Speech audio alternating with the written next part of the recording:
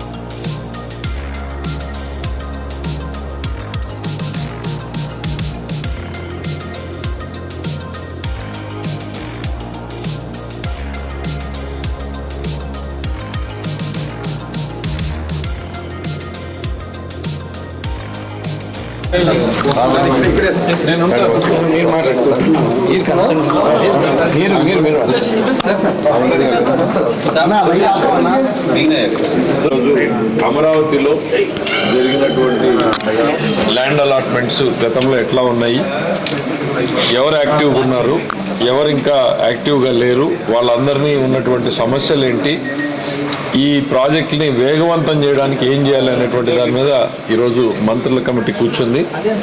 అధికారులు దాదాపు పెద్ద లిస్టు అంతా కూడా గతంలో, ఎందుకంటే ఈ 5 ఏళ్లలో గత ప్రభుత్వం దాన్ని పూర్తిగా నిర్లక్ష్యం చేయడం, అనుమానాలను క్రియేట్ చేయడంతో ఆగిపోయినటువంటి పనులన్నింటినీ కూడా పిలిచి మాట్లాడి వాళ్ళకి కాన్ఫిడెన్స్ ఇచ్చి ఇక్కడ స్కూల్స్ ఏ రకంగా రావాలి, హాస్పిటల్స్ ఏ రకంగా రావాలి, ప్రభుత్వ కార్యాలయాలు ఏం రావాలి, ఇంతవరకు ల్యాండ్ తీసుకున్నటువంటి ఒక ప్రణాళికను ఏర్పాటు చేసుకోవడం కోసమే ఇవాళ ఫస్ట్ మీటింగ్ జరిగింది.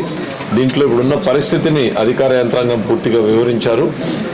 సో వాళ్ళు కూడా మళ్ళీ every week or every 10 days ఈ సమావేశాలను ఏర్పాటు చేసుకుని ప్రోగ్రెస్ మానిటర్ చేయాలి అనేటువంటిది ముఖ్యమంత్రి గారి ఆదేశాలు.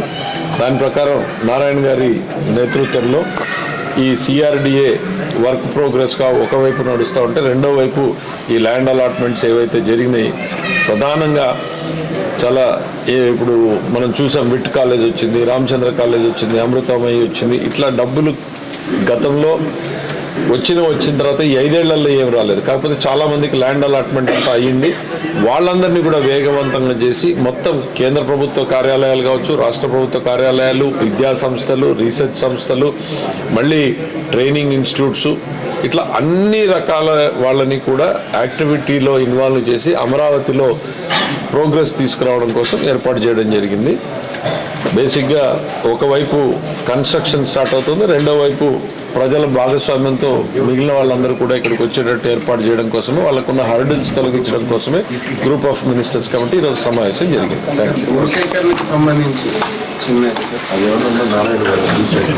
యాక్ట్స్ ఫర్ డిఫరెంట్ ఆర్గనైజేషన్స్, అంటే స్టేట్ కావచ్చు, గవర్నమెంట్ కావచ్చు, లేదా ప్రైవేట్ ఆర్గనైజేషన్స్, హోటల్స్ కావచ్చు, స్కూల్స్ కావచ్చు, వీటి మీద వాళ్ళు కూర్చున్నది. యాక్చువల్గా దీని మీద గతంలో ఇచ్చిన ఎవరెవరికి ఇచ్చారు, ఏమేమి ఇచ్చారు అనేది డీటెయిల్గా అధికారులు అడిగి మొత్తం చూసుకున్నారు. దాని మీద కొంత స్టడీ చేశారు. మళ్ళీ నెక్స్ట్ వీక్ యాక్చువల్గా మళ్ళీ దీని మీద కూర్చొని అయితే ఎవరెవరికైతే అంతకుముందు ఇచ్చారో వాళ్ళందరినీ పిలిచి మాట్లాడమని ఈరోజు సిఆర్డి అధికారులకు యాక్చువల్గా ఇన్స్ట్రక్షన్ ఇచ్చారు. వాళ్ళందరినీ పిలిచి ఎవరెవరు వచ్చి ముందుకు కడతారు అవన్నీ డిస్కస్ చేయమన్నారు. డిస్కస్ చేసి నెక్స్ట్ వీక్ జరిగే మీటింగ్కి తీసుకురమ్మన్నారు. తీసుకొచ్చారు, దాని మీద డెసిషన్ తీసుకుని ముందు పోవడం జరుగుతుంది. ఇప్పటికే కొంత కన్స్ట్రక్షన్ జరిగి కొంత ఇదే మూడు ముక్కలాడితే రాజధాని పక్కన పెట్టింది కాబట్టి ఎవరు కన్స్ట్రక్ట్ చేయడానికి ముందుకు రాలేదు. ఎందుకంటే ఎవరికైనా భయం ఉంటుంది ఏమవుతుందని. అయితే ఇప్పుడు అందరికీ ఒక నమ్మకం వచ్చింది కాబట్టి ఒక పక్క అమరావతి రాజధానికి సంబంధించి డిసెంబర్ ఎండింగ్ లోపల మొత్తం టెండర్లు కంప్లీట్ చేయబోతున్నాం. దానికి సంబంధించిన ప్రాసెస్ టెండర్లు అంతా ఎస్టిమేషన్ రెడీ చేస్తున్నారు. ఈరోజు అందరికీ నమ్మకం వచ్చి మేము వస్తాం కడతామని అడుగుతున్నారు కూడా యాక్చువల్గాను. అయితే ఏదైనా ఒక సిస్టమేటిక్గా చేయాలనే ఉద్దేశంతో ఈరోజు గ్రూప్ ఆఫ్ మినిస్టర్స్ కూర్చొని దాని మీద డిస్కస్ చేశారు.